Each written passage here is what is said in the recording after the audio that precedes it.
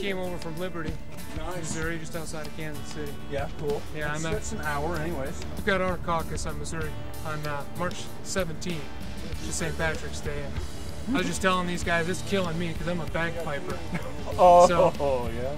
St. Patrick's Day is like Christmas for me. Right. So I'm making the ultimate sacrifice to show up to the caucus and vote for Ron Paul. Very nice, very nice.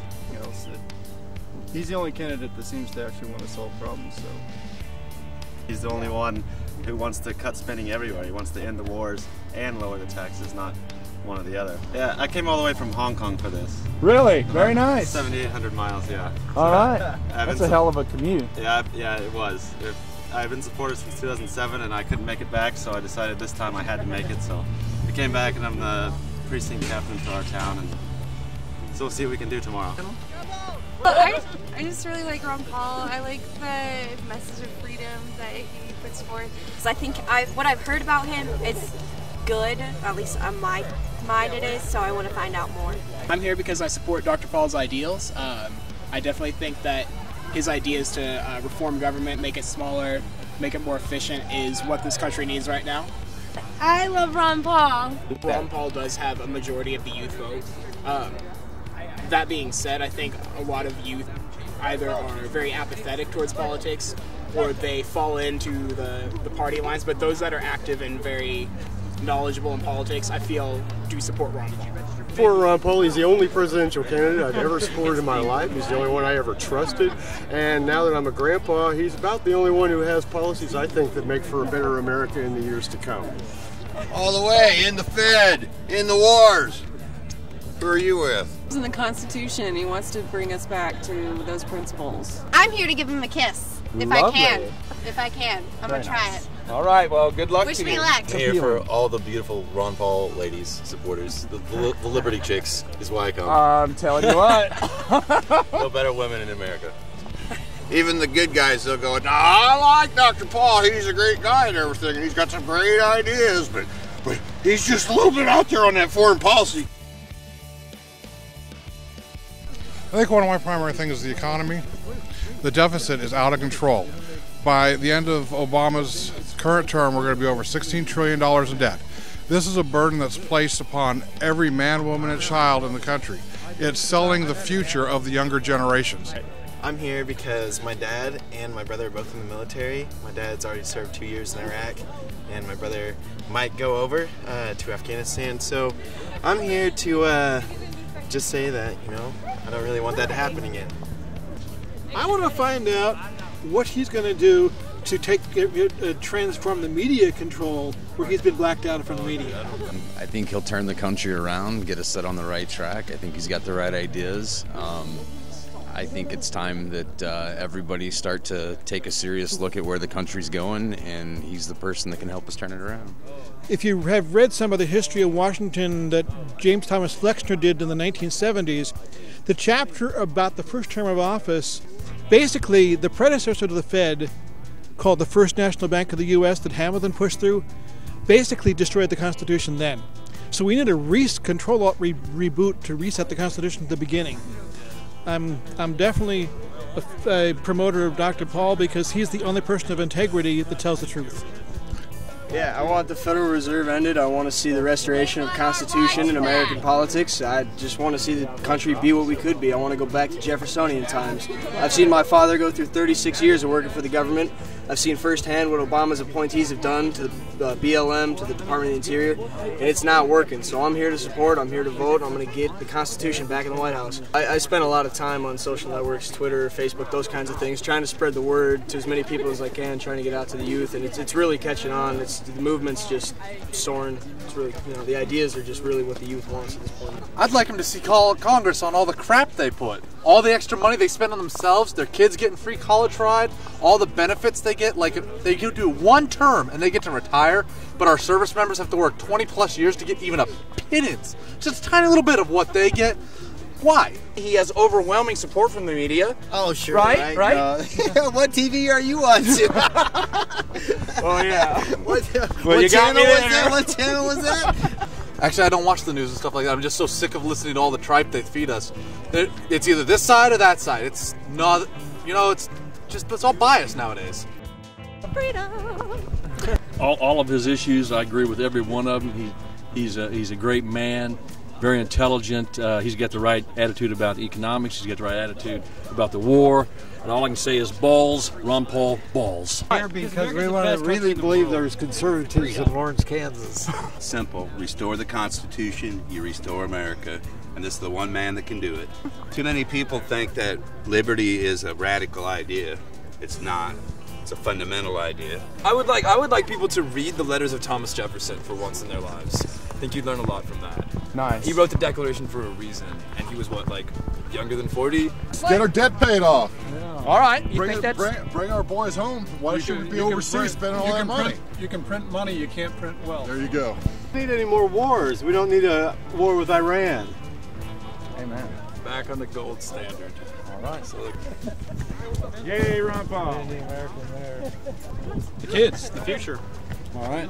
You know, decisions we make now is what makes a difference in the future. Protecting everyone's right to be able to continue on in the way that America knows it. All right. He's a fresh breath of liberty in an atmosphere of tyranny. Say, sister. He's gonna restore our future. Her future. Nice. That's what, yeah. Excellent. We just want to hear about what he has to say, just be more informed voters, because most of us will be able to vote in this next election. I'm here for the love, basically. All right. Cool. The red love illusion. Right. Yeah. All right. All right. Very nice. And the Fed! And the Fed now! Ron Paul. Ron Paul, come on! Seriously, we're going to war with Iran whether we want or not, unless we elect this man. The guy's 76-year-old. He could easily retire, spend time with his kids, his grandkids, but he's out doing this for a reason. It's because he believes in what he's doing. Oh. Not a big old pile of monopoly money. Not a big pile of monopoly money. Amen.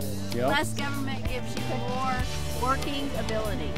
I guess I saw something on the internet about like thousands of Americans don't have jobs, and I see that we keep on buying things from China. So what if we quit and made them buy the things? Like what if we made them work, make them? Because he's so brave. All right, I'll give you that. Very He's nice. so brave because he says something and then he means it like, oh, I want to end the war in Afghanistan. Guess what? He voted to end the war in Afghanistan. Oh, so he does what he says. Yeah. And That's important. He's not in it just to say he's in it, Romney. Him making money, he cares about fixing the nation's problems with money and how we spend it. And Dr. Ron Paul's got the best plans for that out of the Republicans, in my opinion. I think he's going to get the budget back in line so we can actually survive for the next 20 years as a country. I mean, we had the Tea Party and then we had Occupy Wall Street, so you have the right is really pissed off with how things are, then you have the left is really fed up with how things are. So I think, you know, things are reaching a boiling point and something's got to get fixed eventually. Come on, Adam. Yes, sir. I came here to participate in the Democracy Ron Paul 2000. Yes, sir. Yeah, I just want to say, when you look at all the other candidates, Mitt Romney, Rick Santorum, it's just more of the same. People get conned into voting for, you know, for the same Republican candidate who, you know, they talk a good game, but then when they get into office, they turn back on all their promises. I think people need to, you know, not be swayed by the media telling them, you know, who they should vote for and really look at the issues that matter. You know, Ron Paul catches flack for being, you know, so consistent, you know, and that's the only thing people have against him. He hasn't changed his view on a single thing in 30 years. You know, you would think he would be in the pocket of about 10 banks by now. So, you know, if America goes downhill, the economy doesn't recover, people only have themselves to blame. Ron Paul has been preaching, screaming, you know, from the rafters for years about what's wrong with our country, devaluation of the dollar, you know, just free money everywhere. So everybody, Ron Paul, he's the answer to what's wrong in America today. Thank you.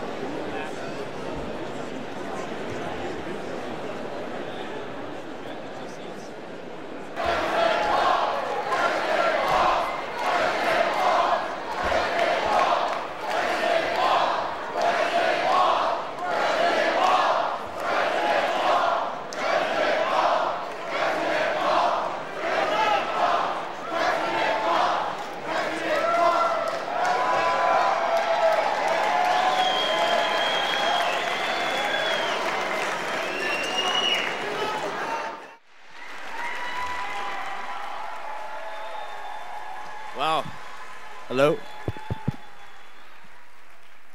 Well, thank you for. Can you hear me? Thank you for all being here. You know, and coming out and supporting the revolution. My name's David Conway. I grew up here in Lawrence, Kansas. I'm an Army veteran. I served 2 tours in Iraq, and I'm currently a philosophy.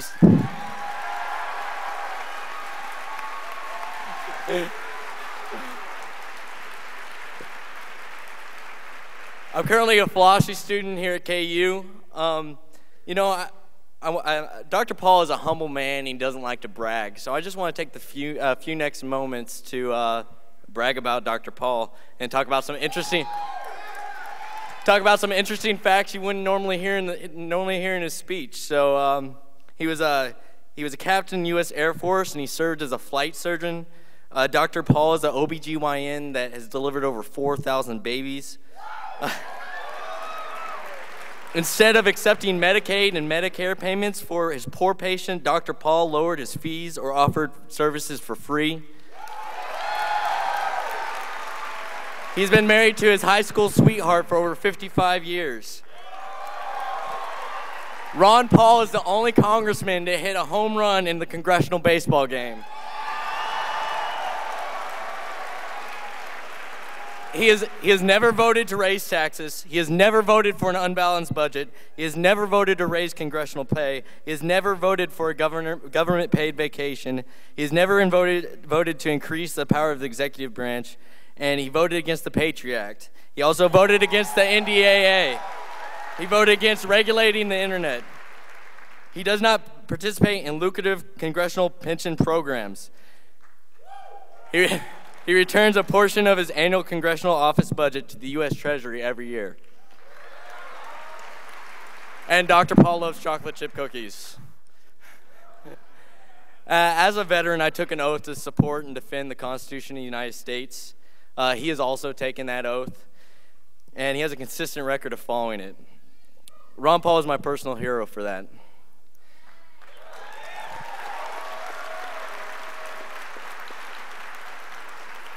But the cause of liberty doesn't stop with Dr. Paul. It continues with you and me and the people of KU. And I promise you here today that I dedicate my life to promoting the causes of peace, liberty, and the Constitution. Now let's give it up to the man, the defender of the Constitution, Dr. Ron Paul.